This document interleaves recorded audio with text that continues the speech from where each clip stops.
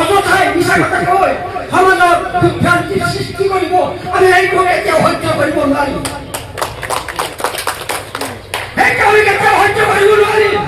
আমি জানো আমি কান্দুলিবাৰী গাঁৱত পৰমাই মেটি কান্দুলিবাৰী পঞ্চায়তৰ বাসিন্দা হওঁ। একেৰাহে 15 বছৰ সেইজন ব্যক্তিক প্ৰতিনিধিত্ব কৰিবলৈ দিছিলোঁ। তেখেতৰো আমাক কি দিলে? সিদিনাখন আপোনালোকে জানে, আপোনালোকে চাইছে লোকসভাৰ নিৰ্বাচনত প্ৰতিনিধিত্ব কৰিছিলে।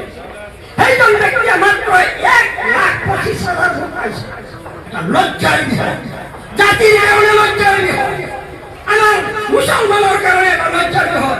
এজন ইউডিএফৰ নেতাই যদি লোকসভাত গৈ পেলাই এমপি ষ্টেণ্ড কৰি 1,25,000 ভোট পায়, এনেকুৱা ব্যক্তি এজনে আকৌ আহি পেলাই বিধানসভাৰ প্ৰতিনিধিত্ব কৰিবলৈ আহে। কিহৰ কাৰণে জানে? একমাত্ৰ ব্যক্তিৰ স্বাৰ্থ, সেইজন নিজৰ নামৰ কাৰণে ওলাই আহে। কাৰণ উদাহৰণস্বৰূপে মই এটা কথা দিব বিচাৰিছোঁ, ৰাজ্যসভাৰ ভোট দুবাৰ বিক্ৰী কৰিছে। এবাৰ ভোট কেঞ্চেল হৈ গৈছে, আৰু এবাৰ উমৰাহলৈ গুচি গৈছে। তোমাক কি সেইকাৰণে প্ৰতিনিধিত্ব আমি তাত পঠিয়াইছিলোঁ নেকি? সেইজন ব্যক্তিয়ে এছেম্বলিত গৈ মনে থাকিব আৰু বিজেপিৰ ফলীয়া হৈ চুকত থাকিব।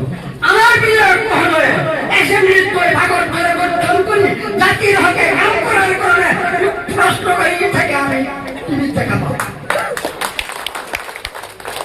মই আৰু এটা কথা ক'ব বিচাৰিছোঁ, ৰূপী সমষ্টিৰ মানুহ আচলতে সজাগতা, আচলতে ব্ৰেইনী আমাতকৈ বহুত উন্নত। তেখেতসকলে বিবেচনাৰে ভোট দিয়ে আৰু আমাৰ বিল সমষ্টিৰ মানুহে আবেগিক হয়, আবেগৰ ওপৰত ব্যক্তিত্বত নিৰ্বাচন কৰে। সেইকাৰণে আমি আজি 47 চনৰ পৰাই আমি